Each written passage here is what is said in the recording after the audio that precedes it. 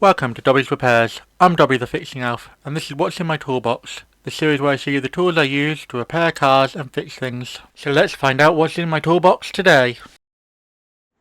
And in this installment, we have this Topdon ArtiLink 500B. It's a really handy little stand tool. It's something I go to near enough every time I go to repair a car or diagnose a car. It's a very handy little thing to have. I always check for engine code first. And obviously you get the stand tool here itself, which I'll show you in action in just a second. With some footage of it in action properly. And it comes with a couple of things. In the back here I keep the USB lead. This is very important. This allows you to update it. You get 3 updates with this as well, so it's pretty good.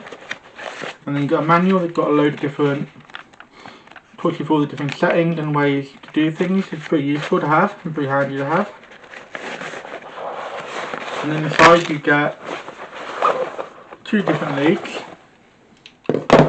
So, and you also get this lovely carry case, which is quite handy to keep everything in. So you get, first of all, you get a set of crocodile clip connectors with an OBD port on it. This is for doing the battery testing. More on that in a bit, but it's very handy. And then of course you get your OBD-II lead, which just goes into the top here and just screws in. You can get replacements. I'm not sure if they're official or not, but there are replacements available on the internet. So if you wanted a slightly longer lead, you can get them. Also has a 12 volt barrel jack connector here. I assume that's for if you want to run extra power into the car for the OBD-II port, so you can program a car with their battery. But I'm not sure, I've never tried that feature out. And yeah, so you've got a lovely OBD-II port, very handy, very simple. Most cars have these. And yeah, you get these crocodile clips or jumper connections, whatever you want to call them. And then you plug in there like that. And that gives you a battery tester as well. It's pretty handy. So the USB port is just under here. And there's your USB connector, and it just goes in like so. And the reason I'm plugging this in now is so you can see it, how quickly it boots up. You can see it boots up fairly easily. The ring light's getting in the way there, but once it's already booted up, so you have OBD testing, battery test. You can also do, without the car you can't actually see this, but it does IM testing as well, which is pretty good. So that gives you load of data and stuff. Again, all the data and that varies depending on the car. Just let go for this little menu quickly. Let me see if I can just adjust that light so there's not so much glare on the screen. Maybe better. Just get rid of that. There we are. It's got no OBD connector, so it doesn't really need to worry about that for a second. We've got loads of different features. So obviously you've got your scan tool testing, you've got data review. You can print out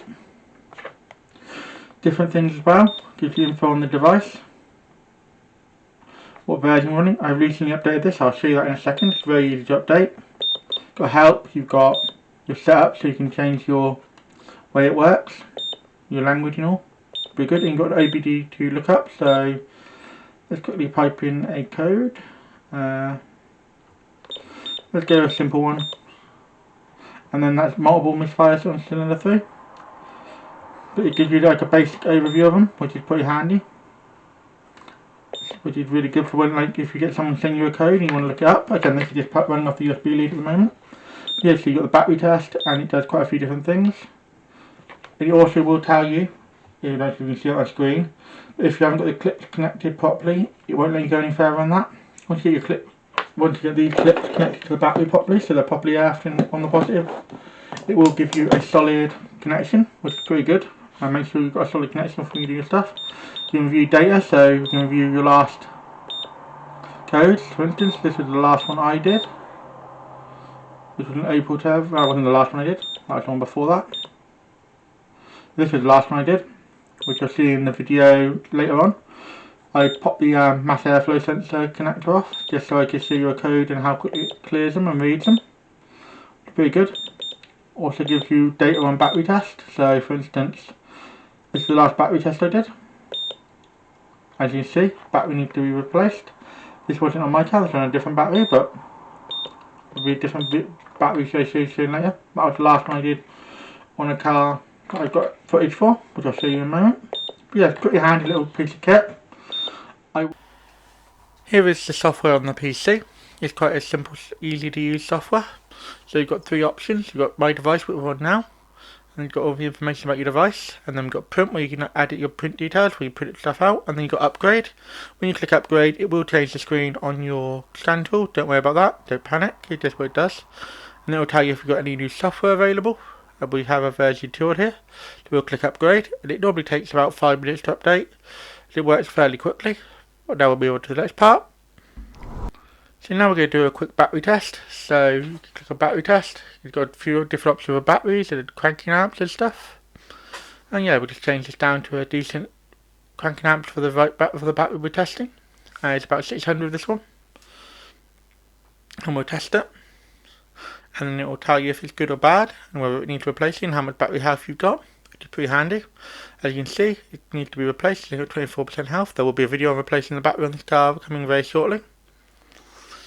And yeah, now we're going to do a quick charging test. Now this is a very simple charging test. I have to admit I did forget to turn on the lights when I did this, so it will say it's charging high, but that's nothing to worry about. I sorted that out. But yeah, so I accidentally clicked too quickly. And yeah, fairly simple test, and it will come up and tell you if it's working good or not. So here's the last test, and it will tell you it's high, but just because I didn't turn on the lights. And now we're going to do a cranking test quickly, fairly straightforward. So you start this up, and then you go start the engine, and it will tell you what your cranking amp is and your cranking voltage, which is pretty useful. Again, these are all good for diagnosing problems. And this is just a basic quick overview of everything, and there's the cranking voltage. Pretty low, but that's probably because the battery's dead and need replacing. Now we're going to look up some OBD-II codes. So yeah, you can read code fairly quickly. And yeah, fairly simple. You see I've got a couple of codes from where I removed the mass airflow sensor connector, just so I can get some code to set up on this device. And yeah, fairly simple. And you can erase codes just as easily. Obviously only erase codes after you made a note of them. Fairly good thing to keep hold of. And then you got the IM readiness, which is when you plug it into the car and you can run it and do long testing like catalytic and misfires and stuff like that. So it's useful if you've got misfires and that. And then got loads of different vehicle information. You got evap test, you got onboard monitoring. Depending on your vehicle, obviously, and what it supports, you got data stream with loads of different points of data, which is pretty handy. So you can go through like all the data on the car, like pretty much everything, coolant temperature, load. When I start the car in just a second, you'll see that everything starts to come to life and gives you loads of different informations like RPMs. It's a really useful feature, especially if you try to diagnose an intermittent fault. And yeah, you've got oxygen sensor values and all that. And you can have graphs and different items. You can select just the ones you want. You've got a freeze frame on certain vehicles. This vehicle doesn't support it, but on certain vehicles you can do, which is pretty handy. You've got O2 sensor test, so you want to test your O2 sensor. Sorry, the camera angle a bit rubbish here, but you can see you click and test different things on the O2 sensor. Which is pretty handy, so you find out if you've got a dodgy O2 sensor. Yeah, then you've also got other tests as well, like I said, you've got the evap test and the other test, which I'm doing now, which is an EGR test, which it does fail. I'm not quite sure why. I will look into that. And yeah, it's also got a PM filter test, so that's the particulate filter, and it passes that, which is pretty good, or DPF, basically. And yeah, so pretty useful to know and pretty useful to test. And then you've got the evap test, which this vehicle doesn't support, unfortunately. But yeah, it's a pretty handy little comprehensive tool for finding all sorts of different things. You can also look up codes and all sorts of different things. You can print stuff out. You can review the data, like I said earlier in the video. So it's pretty handy, really. Got a vast variety of different things you can test. This is the IM testing. So if you're running and driving around, you can check everything like that. All the ticks are ones you can test. So it's a pretty handy little tool. Very powerful diagnostic tool. Well, I've got your attention. I'd just like to ask if there's any tools you'd like me to review and check out. If there are, drop me a comment down below and I'll do my best to get a hold of them. I have got some sockets coming up that a viewer called Jason asked me to review, so they'll be coming out very shortly, probably next week at the time of releasing this. So yeah, if you've got any tools you want me to review or anything you want me to look at, drop it down in the comment below and I'll do my best to sort it out for you. And just before I give you my final thoughts, I just want to give you a few more words on this really. I really do enjoy it. I do like this little colour coded thing here. That's very helpful when you've got pending fault codes and stuff, and really helpful with the battery test. But yeah, I also like the fact that you can print with this. So if you connect this to a USB port, you can print out any documents, your battery test, etc. There's also a bit on the main software on the computer that allows you to set your garage up, for instance, and all that, which is pretty cool. So if you want to give these out to other people, you test their battery for them, it's really good. And it's multifunction, so it does the OBD-II and EOBD code reading. It only does engine codes, so it doesn't do ABS or anything like that. So there's different tools for that, but for basic checking, preliminary check, great tool for that. And yeah, I really like the fact that you can review data offline, so you don't have to be connected to the car.